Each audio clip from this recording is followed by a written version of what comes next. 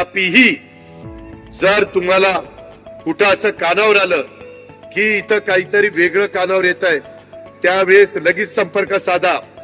माझी आपल्याला विनंती आहे, कधी कधी प्रवक्ते लोक, आमदार लोक त्यांना माहिती नसताना पण बरंच काही सांगायचा प्रयत्न करतात.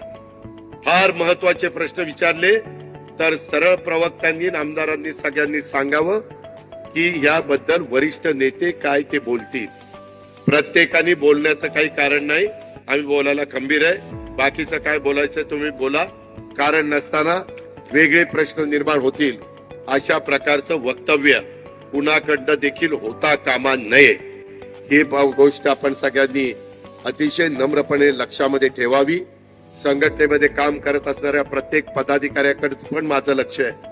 मी इतके दिवस लोकसभेची निवडणूक आणि विधानसभेची निवडणूक म्हणून थोडस गप्प बसत होतो.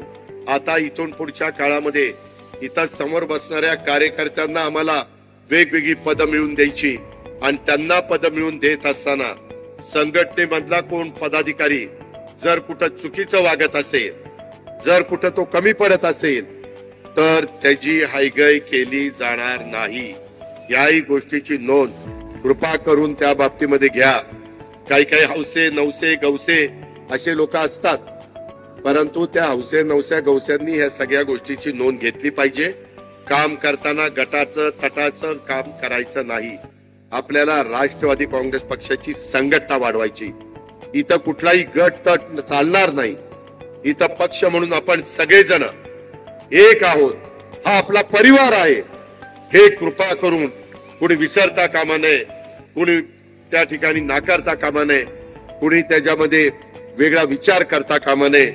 याही बद्दलची मी सूचना आपल्या सर्व सहकारी मित्रांना या निमित्तानं करतो. खूप काही गोष्टी आपण आपल्या राज्याच्या भल्याच्या करता करत असतो. वेळोवेळी वेगवेगळ्या भागामध्ये दौरे असताना त्याबद्दल ते काम तुम्हाला सांगितलं जाईल. त्याच्यात सतत संपर्क ठेवण्याचं काम आपण एकमेकांच्या स्तरावर त्या बाबतीमध्ये करू.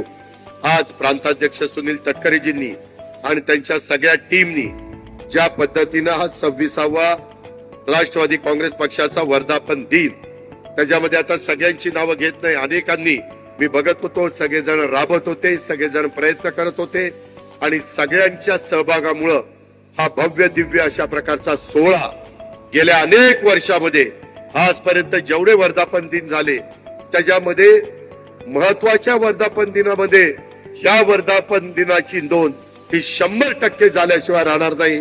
एवढ्या उत्साहाने महाराष्ट्राच्या कानाकोपऱ्यात आपण सगळेजण आला त्याबद्दल मी प्रांताध्यक्षांसहित सगळ्यांचे मनापासून आभार मानतो. तुमच्याही सगळ्यांना धन्यवाद देतो. एवढंच बोलतो आणि या ठिकाणी थांबतो.